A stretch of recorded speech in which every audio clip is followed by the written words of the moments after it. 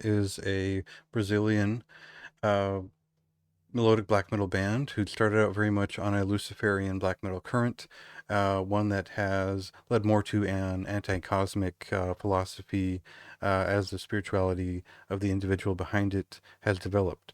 Reaching Beyond Assiah is their third full length and probably the most developed beyond the mastery of their second.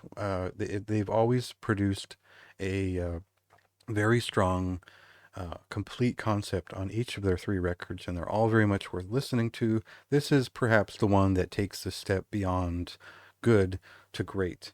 And they'd already kind of been there on their second record in a lot of ways, but this one has something extra that feels personal, grandiose, and like a new addition to the greater canon of like melodic black metal and where that can go.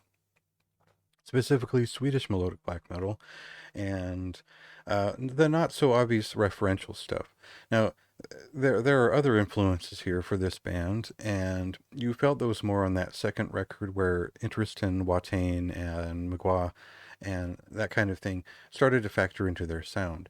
And so, uh, before I dig too deep into that, let's just get to one of the better songs on the album and go from there.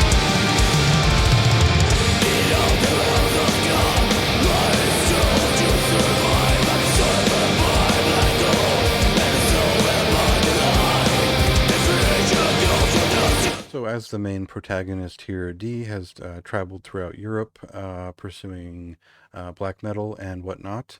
He's definitely picked up a lot of great musicians along the way that have helped to feed into the sound and to broaden his horizons into just creating a better personal project with Outlaw.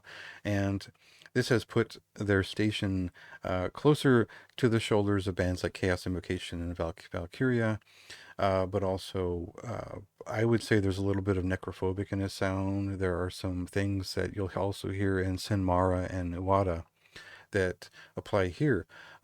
Maybe not as a direct, quite as personal style on the first two records, but it does become more of its own thing here on this record. And what we hear are very grand melodic arcs that don't necessarily resolve in the punctuative heavy metal sort of way where there's a sort of a percussive note or notation at the end of each melodic arc to sort of end the sentence and start a new one. A lot of these are longer, larger arcs of more repetitive motions that are more indicative of an atmospheric as well as some slightly dissonant voicing black metal. So the atmospheric black metal side of it is not cloying or too sweetly stated, but it does make this record more accessible. Just, they stop short of post black metal. Now, up front, this does make for an accessible side A overall, and I think that was to be expected, especially if you listen to some of the preview tracks from the EP that preceded it. But as we get deeper into the album, we do hit upon some more classic sort of dissection-esque pieces, and one in particular that reminds me of the first Sacramentum album, which is always a great note for my taste.